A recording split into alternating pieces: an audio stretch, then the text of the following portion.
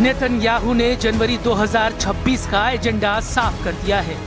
जो नेतन्याहू ने जून 2025 में हासिल नहीं किया, वो तबाही नेतन्याहू जनवरी 2026 में मचाना चाहते हैं। नेतन्याहू ने वार्निंग दी है कि ईरान पर इस बार इतनी ताकत से हमला किया जाएगा जिसके बारे में उसने सोचा भी नहीं होगा। नेतन्याहू की इस चेतावनी के क्या मायने हैं, इसे और डिटेल से समझते हैं। क्या इजराइल की एयरफोर्स अपनी सबसे बड़ी ताकत दिखाने जा रही है? क्या एक साथ उड़ेंगे सैकड़ों जेट जिसमें इजराइल के सबसे खतरनाक फाइटर होंगे? नेतन्याहू ने अपनी फायर पावर दिखानी शुरू कर दी है। सवाल है कि क्या तेहरान का ये हाल करना चाहते हैं नेतन्याहू? क्या इजराइल के फाइटर जेट बर्निंग तेहरान बनाने जा रहे हैं? नेतन्याहू का दावा बता रहा है कि वो ईरान और इजराइल के युद्ध की सबसे बड़ी पिक्चर रिलीज करने जा रहे हैं, जिसमें सिर्फ आग, धमाके और जलता हुआ ईरान है।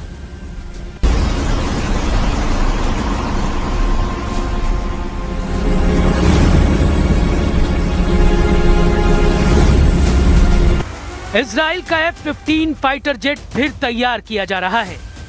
इजराइल के बहुत ही सीक्रेट एयरबेस से आई इस वीडियो ने तेहरान से लेकर मॉस्को और बीजिंग से लेकर दुनिया के तमाम हिस्सों में अलर्ट जारी कर दिया है। खबर पक्की बताई जा रही है क्योंकि पश्चिम एशिया में नया खौफ बहुत बड़े सवालों के साथ पैर पसार रहा। युद्ध में इजराइल ने ईरान पर हमले के लिए 200 फाइटर जेट इस्तेमाल किए थे। क्या 2026 में इजराइल अपनी पूरी एयरफोर्स यानी करीब 300 जेट के साथ हमला करेगा? अभी इजराइल के पास 66 F-15 है, 25 ऑर्डर पर है। इजराइल के पास 173 F-16 है और उसके पास 48 F-35 भी है। 27 ऑर्डर पर हैं, यानी उसके पास अभी 287 फाइटर जेट हैं, जबकि अमेरिका उसे और 52 जेट भी सप्लाई करेगा।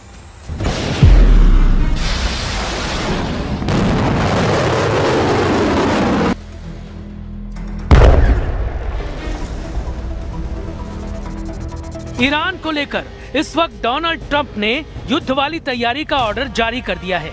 इसमें कोई शक नहीं कि युद्ध को लेकर ईरान और अमेरिका दोनों की तैयारी जबरदस्त है। अमेरिका की नौसेना ईरान के आसपास जमा होने लगी है। अमेरिका ने खाड़ी में अपने अड्डों को अलर्ट किया हुआ है।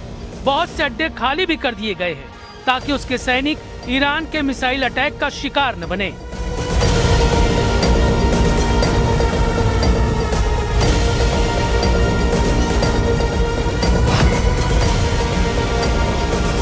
इन सब के बीच वार्निंग डोनाल्ड ट्रंप की तरफ से भी जारी हो रही है। बेंयामिन नेतन्याहू भी वार्निंग दे रहे हैं और दोनों के बीच में फंसे हुए ईरान के सर्वोच्च नेता अली खमैनी ने भी कह दिया यलगार, यानी युद्ध वाला बारूद तीनों देशों में सुलग रहा है।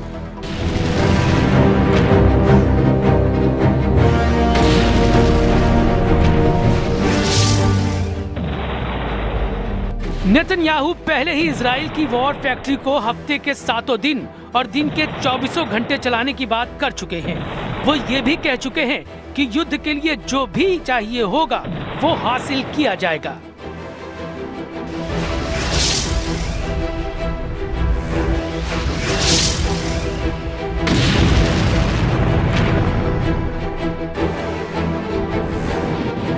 אנחנו נמשיך להצטייד ברכש חיוני ובמקביל נחמש את עצמנו בצורה עצמאית. אני לא יודע אם יש דבר כזה מדינה שהיא כולה עצמאית, אבל אנחנו נשאף לכך שהחימושים שלנו ייוצרו ככל הניתן במדינת ישראל. नेतन्याहू ने साफ कहा है कि इस बार ईरान पर ऐसा वार किया जाएगा कि उसने उम्मीद नहीं की होगी। इजराइल की एयरफोर्स पूरी ताकत से तैयार है। उसके 200 से ज्यादा फाइटर जेट्स के टारगेट पर ईरान के कई शहर हैं। तेहरान से लेकर शिराज, इस्फहान, क्रूम, बुशहर, मशहद सब इजराइल के निशाने पर हैं। लेकिन सबसे बड़ा टारगेट तेहरान को बनाया जा सकता है। तेहरान में इजराइल के फाइटर पायलट ऐसी तबाही मचा सकते हैं जिसका अंदाजा ईरान को बिल्कुल नहीं होगा। ये दावा नेतन्याहू की तरफ से किया जा रहा है। ये ऐसा वॉर सीन है जिसके बारे में ईरान के कमांडर सोचना भी नहीं चाहेंगे।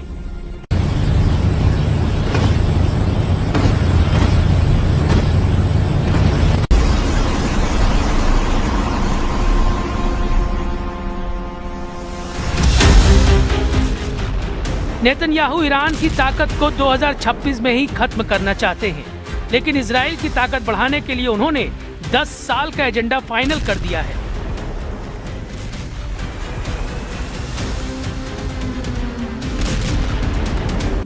אלה לא מילים.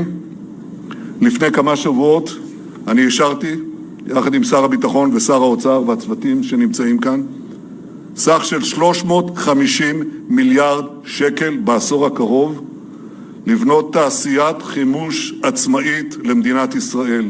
אנחנו רוצים לצמצם את התלות שלנו בכל גורם, גם בידידים.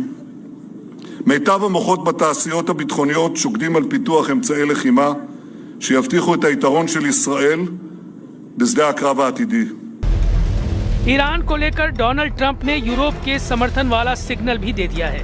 ट्रंप ने जब से फ्रांस के राष्ट्रपति इमैनुअल मैक्रो का मैसेज सोशल मीडिया पर वायरल किया है, साफ नजर आ रहा है कि फ्रांस अब अमेरिका के ऑपरेशन तेहरान में मदद करेगा, क्योंकि इमैनुअल मैक्रो ने ट्रंप को जो मैसेज किया है उसमें साफ लिखा है कि हम सीरिया के युद्ध में साथ थे, हम ईरान के युद्ध में साथ रहेंगे, बस ग्रीनलैंड को बख्श दीजिए। इजराइल का F-15 फाइटर जेट फिर तैयार किया जा रहा है।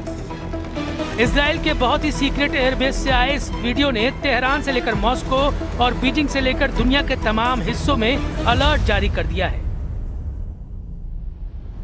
खबर पक्की बताई जा रही है, क्योंकि पश्चिम एशिया में नया खौफ बहुत बड़े सवालों के साथ पैर पसार रहा है।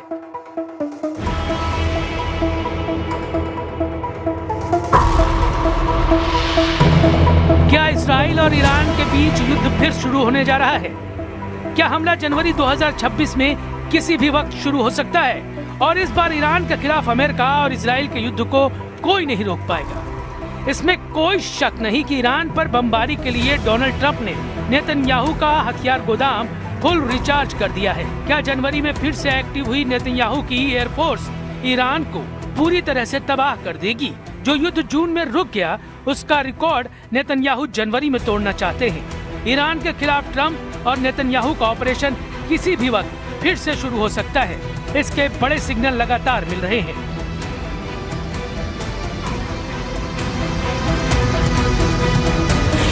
नेतन्याहू जानते हैं कि इस वक्त दुनिया में सबसे ज्यादा तजुर्बे वाली वायुसेना इजराइल की बन चुकी है। अक्टूबर 2023 से उनकी एयरफोर्स लगातार गाजा और लेबनान पर बमबारी के मिशन अंजाम दे रही है, और अब ऐसी ही बॉम्बिंग ईरान पर करने के लिए वो तैयार है। उनके पायलट ऐसी तबाही मचाएंगे कि ईरान की सरकार इस बार बच नहीं पाएगी। लेबनान में इजराइल के इस धमाके ने नेतन्याहू के इरादे साफ कर दिए हैं।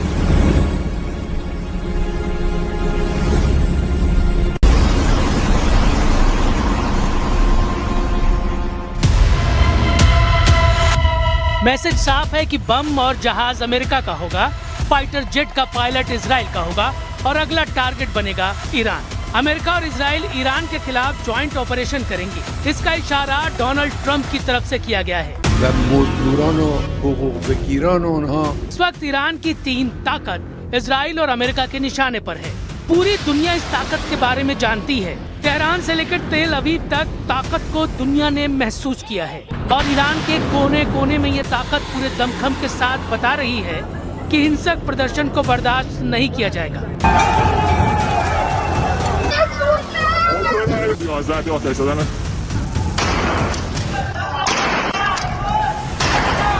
यानी प्रदर्शनकारियों की आड़ लेकर इजराइल और अमेरिका जो करना चाहते हैं वो मंसूबे कामयाब नहीं होने दिए जाएंगे।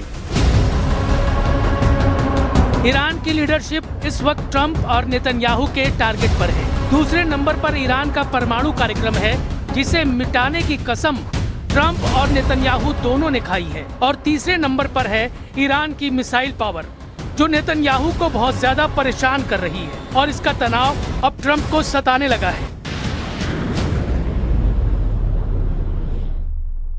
If they will continue with the missiles, yes. The nuclear, fast. Okay? One will be yes, absolutely. The other was we'll do it immediately. Donald Trump ने ईरान पर हमले का बड़ा सिग्नल दे दिया है। 2026 में ट्रंप का ईरान को खत्म करने वाला ऑपरेशन कितनी जल्दी शुरू होगा, ये इस वक्त दुनिया का सबसे बड़ा सवाल बन चुका है। क्या ईरान के खिलाफ ट्रंप और नेतन्याहू के युद्ध को रोकने वाला इस वक्त कोई है? ईरान को एर्दोआन का साथ मिला है। ट्रंप और नेतन्याहू के मोर्चे के खिलाफ तुर्की ने आवाज बुलंद की है। एर्दोआन ने कह दिया है कि ईरान इस मुश्किल से बहुत जल्दी बाहर आएगा। अंकारा में कैबिनेट मीटिंग के बाद राष्ट्रपति एर्दोआन का दावा है कि वो ईरान के हालात को बहुत करीब से देख रहे हैं। वो डायलॉग के साथ डिप्लोमेसी के जरिए तनाव कम होते हुए देखना चाहते हैं। Sokaklar üzerinden yazılmak istenen senaryoları hepimiz takip ediyoruz. Diyaloğu ve diplomasiyi önceleyen ince bir siyasetle İranlı kardeşlerimiz tuzaklarla dolu bu dönemi İnşallah geride bırakacaklarına inanıyoruz. Biz barışı ve istikrarı merkeze alan dış politikamızla bölgemizi belirsizliğe sürükleme riski olan her türlü girişimin karşısında durmayı sürdüreceğiz. लेकिन Erdogan पर यकीन नहीं किया जा सकता। ये बात Iran बहुत अच्छी तरह से जानता है। पूरी दुनिया जानती है कि तुर्की की मदद से ही अमेरिका और इजराइल ने सीरिया में बशर अल असद का तख्ता पलट किया। बशर अल असद का तख्ता पलट ईरान के लिए बहुत बड़ा झटका रहा है। उसका हिजबुल्लाह से संपर्क टूट चुका है। ऐसे में एर्दोआन की बातें खोखली साबित होंगी। इस बात का अंदाजा ईरान के कमांडरों को बहुत अच्छी तरह से है।